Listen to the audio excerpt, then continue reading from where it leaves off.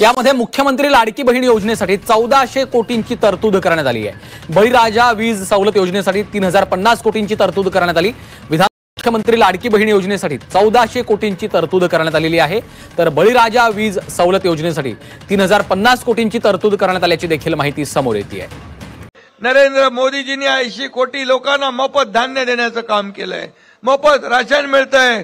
डिसेंबरचे पैसे तुमच्या खात्यामध्ये जमा होतील आणि माझ्या लाडक्या बहिणींना डिसेंबरचे पैसे मिळतील। खरं म्हणजे डिसेंबरचे पैसे तुमच्या खात्यामध्ये जमा होतील आणि माझ्या लाडक्या बहिणींना डिसेंबरचे पैसे मिळतील।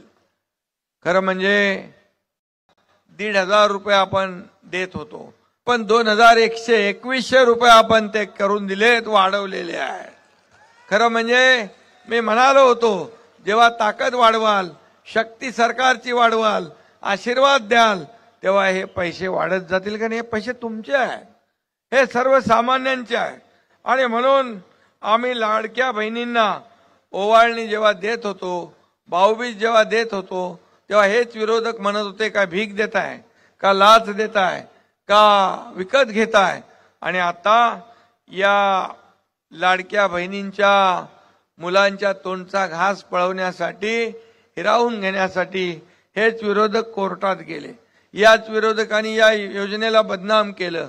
कोर्टामध्ये जाऊन तुमचं नागपूरला कोणतरी गेलाय, मुंबई उच्च न्यायालयामध्ये गेला, त्यांना एक लापा चांगला कोर्टाने दिला चपराक आणि पळवलं। आणि इथं वडपट्टीवार का कोणतरी गेलाय, वडपल्लीवार इथं नागपूरला गेलाय।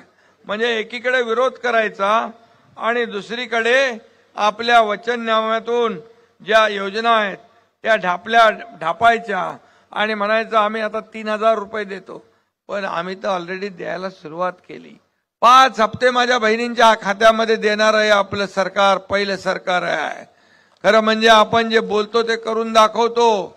माझ्या लाडक्या बहिणींच्या खात्यात पैसे येणार नाही म्हणून सगळे लोक सांगत होते हे फक्त चुनावी जुमला आहे, परंतु जसे खात्यात पैसे सुरू झाले तसे विरोधक म्हणू लागले लवकर लवकर काढून घ्या, लवकर लवकर काढून घ्या, नाही तर सरकार काढून घेईल। अरे देणारं सरकार आहे, हे दोन्ही हातानं देणार आहे।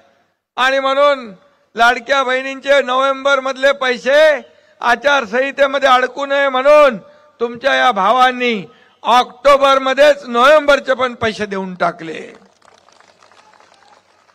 नाही तर विरोधकांचं काळं मांजर आडवं घातलं असतं त्यांनी। कार्यक्रम जाहीर केला तो फक्त ट्रेलर आहे, पिक्चर अभी बाकी आहे। आपण शेतकऱ्यांचा कर्ज माफ करण्याचा निर्णय घेतला आहे। खरं म्हणजे आपण देतो ते, आपण जे बोलतो ते देतो।